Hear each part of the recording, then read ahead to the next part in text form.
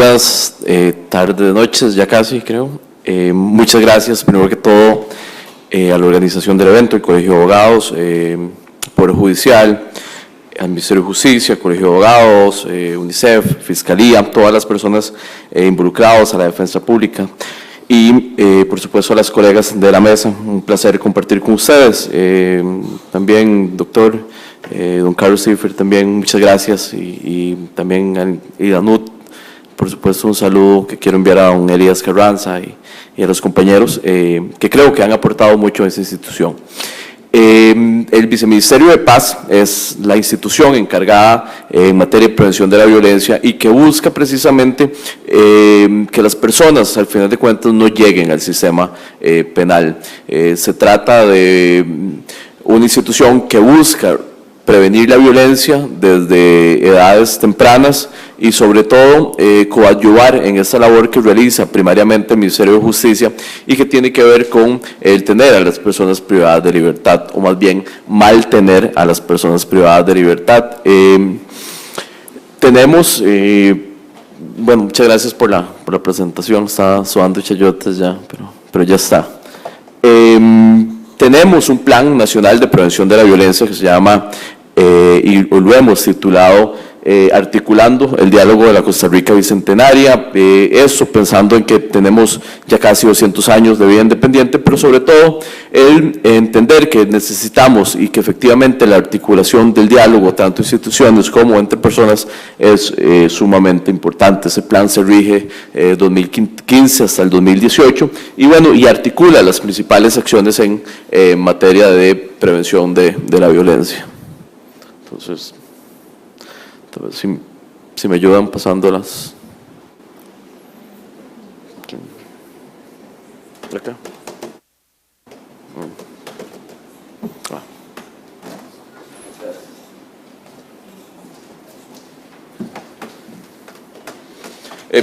Bueno, eso es básicamente lo que pretendemos hablar, una presentación del plan y lo que busca. Y bueno, empezamos hablando de que es un plan que se construye con instituciones públicas, pero también con apoyo de ONGs. Ese plan se construye con el apoyo de la Fundación Friedrich Ebert, pero también con el apoyo de algunos de la Universidad de Costa Rica, del Instituto Nacional de la Mujer, del Patronato Nacional de la Infancia, de las compañeras de Justicia Restaurativa del Poder Judicial y de otras instituciones de gobierno y también de organizaciones no gubernamentales. Partimos de supuestos que son para Costa Rica importantes y es Costa Rica como un país que tiene una sólida institucionalidad democrática, una historia de respeto a los derechos humanos y políticas públicas que durante el siglo XX representaron significativos avances sociales y políticos para Costa Rica. No obstante, también hemos tenido un aumento de la desigualdad, una potencialización de los problemas que generan el surgimiento de la violencia y una victimización por delito de inseguridad también en aumento. El aumento de los delitos contra la propiedad y un aumento de la percepción y de inseguridad. Eso ya nos lo advertía el PNUD en el 2005, cuando más o menos hablaba de que en Costa Rica teníamos una alta percepción de inseguridad y que tal vez no se correlacionaba con los indicadores reales al final de cuentas, pero que por ser percepciones también afectaban. Tenemos dentro del tema de la violencia, muchas, cuando hablamos de violencia es como a veces tan sencillo mencionar la palabra violencia, pero darnos cuenta que dentro de esa palabra caben innumerables acciones, pero sobre todo también responsabilidad del Estado mediante la violencia institucional y estructural, y también que esta violencia, y en lo importante, sí hay que diferenciarla por temas de género y por temas también de edad y lugar, de tal forma que la correlación geoespacial, las acciones políticas en materia de género, de política pública son importantes y sobre todo el atender los niveles de prevención desde la primaria a la secundaria, pero también los tipos de prevención y los ámbitos de intervención que bueno, por ahí están reflejados. Hemos pensado en un enfoque prioritario en materia de género y juventud en este plan, y eso considerando principalmente que en su mayoría las personas menores de 35 años son quienes más se ven afectadas en este teatro de la violencia como víctimas, pero también como victimarios, que hay condiciones de exclusión social correlacionadas muy importantes, el tema de exclusión del sistema educativo y con agravantes importantes como son las condiciones de desempleo, pero también si consideramos que en Costa Rica el 68% de los homicidios se cometen con armas de fuego, entonces es importante también analizar el tema de las armas de fuego como un factor asociado importante. Y tenemos también muchos factores asociados a la convivencia ciudadana. Más o menos para el 2014 teníamos una cifra de el 42% de los homicidios en este país relacionados a causas interpersonales, donde partíamos de personas que se conocen entre sí, que tienen algún problema en particular y que terminan resolviendo los conflictos de forma violenta. Ese dato también para nosotros es súper importante y que refleja que el 45% de las víctimas de homicidio en este país son personas que están entre los 15 y los 29 años. Son personas que deberían estar estudiando, recibiendo sus títulos universitarios, deberían estar formando sus hogares, debería, dice uno, pero bueno, en realidad deberían estar mejor y sobre todo porque significan una población muy importante para el país, tanto en términos económicos, pero sobre todo en términos de desarrollo social y productivo. Hasta el 2014 hay una proporción de 8-1 en 8 homicidios o 8 víctimas masculinas por cada una femenina. El uso de las armas de fuego se utiliza en 1 de cada 3 femicidios. Y un dato que para nosotros también es importante,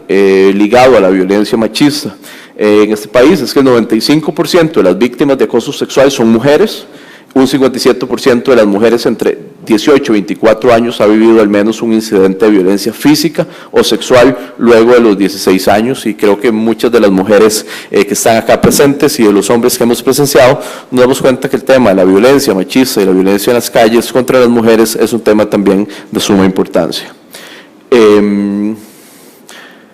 Hemos pensado en la forma de articular cuando hablamos desde el territorio y la importancia que es de determinar territorios específicos y el mapeo de la violencia y la georreferenciación, también de la diferenciación por género y por edades. Y bueno, básicamente lo que buscamos es en este entramado de actos de violencia, de manifestaciones de violencia, de la necesidad de las comunidades de ver reflejadas soluciones que vengan desde las mismas comunidades, trabajar en lo que hemos denominado la coproducción de la seguridad ciudadana y la prevención de la violencia, y que eso significa también, cuando hablamos de coproducción, hablar de corresponsabilidad. Y para ir atrás, mencionamos un caso que se ocurrió en una de las comunidades y cantones de ese país del sur, cuando hay un conflicto entre pandillas o de bandas organizadas a partir de octubre del 2014 y que se deriva más o menos hasta marzo del 2015, que hay una sucesión de muertes muy importante y que atemoriza mucho a la ciudadanía. Y ahí lo que nos damos cuenta es que la mayoría de esas personas que son víctimas, y estamos hablando de más de un 95%, de 60 casos de víctimas, son personas que no llegan a los 25 años, personas que no tienen en su expediente estudios académicos y que no tienen tampoco un trabajo fijo. O sea, se les conoce desde la informalidad, se les conoce en las comunidades como personas que abandonaron el sistema educativo, que en la mayoría de casos llegaron a primer, segundo año de colegio, pero que no continuaron sus estudios. Básicamente se busca la centralidad en el territorio, con diagnósticos participativos, la vinculación al análisis georreferencial, y los estudios comparados sobre ámbitos de intervención. Eso tiene que ver con modelos de evaluación y la revisión de las buenas prácticas que se han dado en otros lugares, y una propuesta de gestión operativa que hemos denominado, como decía antes, coproducción de la seguridad en el territorio, y que busca la corresponsabilización o la corresponsabilidad también de comunidades, pero sobre todo de las institucionalidad y la organización civil que existen en las comunidades. El objetivo sobre todo es potenciar lo que se tiene. La experiencia que tuvimos en Desamparados fue llamar a las diferentes instituciones con presencia en el territorio y ver cuál era esa capacidad instalada que teníamos y si esa capacidad instalada que se estaba dando desde el Estado y desde el gobierno central junto con el gobierno local tenía al final de cuentas alguna importancia relativa en términos de soluciones y cómo los entendían las comunidades, y eso los talleres participativos fue sumamente importante. 4 puntos que tienen que ver con la organización y planificación, una comunidad robusta de actores, que encontramos bastantes actores y con responsabilidades en las diferentes comunidades, y mecanismos de participación y descentralización de los recursos. Por supuesto que la comunicación y la difusión de las acciones también se vuelve para nosotros fundamental, en el entendido de que lo que no se comunica no existe. Esto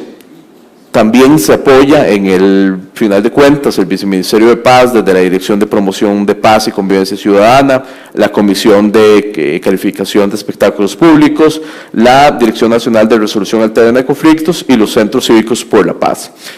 Los Centros Cívicos por la Paz son una estrategia de intervención que se está llevando en 7 cantones del país. Se cuenta con infraestructura para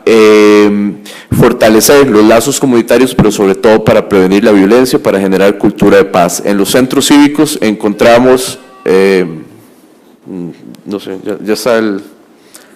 al tiempo. Ok, los Centros Cívicos por la Paz, para ir cerrando, son aparte de infraestructura, los espacios donde buscamos concentrar la energía de los jóvenes en las comunidades mediante un modelo de gestión y un modelo de atención, llevando arte, teatro,